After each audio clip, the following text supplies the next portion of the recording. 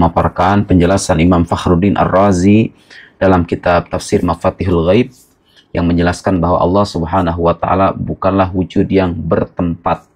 Jadi salah besar kalau dikatakan bahwa Allah itu ada di langit. Allah itu duduk di atas arasy.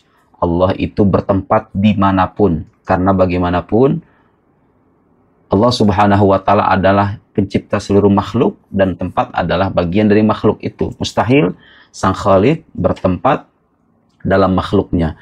Karena Sang Khalik itu qadim dalam arti tidak bermula, sementara tempat itu hadits dalam arti dia memiliki permulaan. Tempat itu hanya ada dengan adanya alam.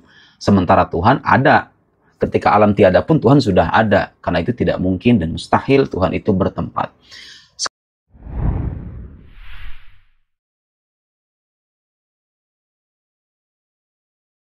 Mereka berpegang dengan manhaj para sahabat secara ilmu, amal dan dakwah. Ada keluasannya nanti. Jadi berpegang dengan manhaj kaum salaf tidak hanya omongan. Di awal sudah saya katakan harus tafsir. Kalau kita peringkas itu secara ilmu, secara pemahaman. Pemahamannya harus mengikuti pemahaman kaum salaf dalam segala hal yang berkaitan dengan din. Dan penerapan amaliyah, tatbiknya, diterapkannya, pengamalannya. Juga kita melihat kepada kaum salaf. Dan yang ketiga, dakwah. Bagaimana kaum salaf mendakwahkan Islam? Jadi yang keempat. Yang kelima, mereka sangat menjauhi bid'ah dan ahlinya. Nanti akan ada penjelasan lebih luas lagi. Kemudian saya peringkas walhasil manhaj atau sifat dan sikap para sahabat. Perhatikan ini baik-baik. Radhiyallahu anhum dalam beragama. Bagaimana cara beragama para sahabat itu? Mereka mengambil agama mereka pertama dari Al-Quran. Para sahabat tidak keluar dari kitabullah.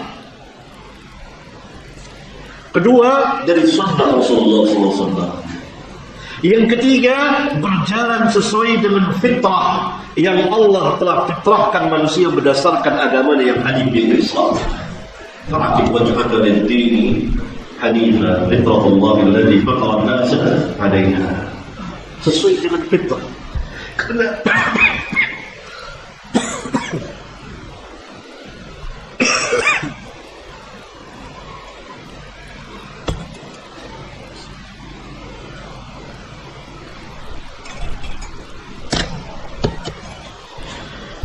dinul Islam, agama fitrah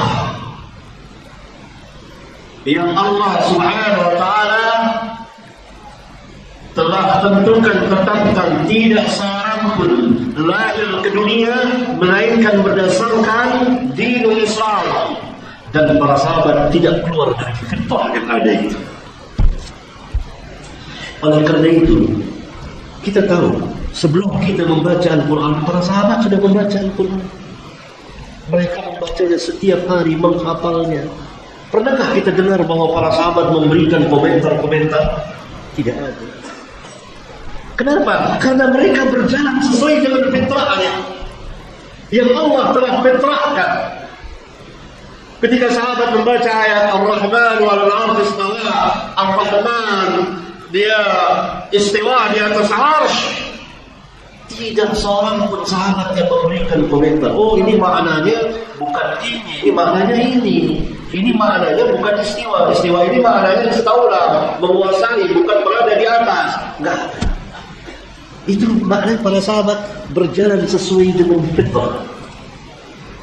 Karena keberadaan Allah di atas sekalian makhluknya, Allah terpisah dari makhluknya, itu telah Allah fitrahkan kepada setiap makhluk. Assalamualaikum warahmatullahi wabarakatuh. Sampai jumpa kembali di World Islam Channel.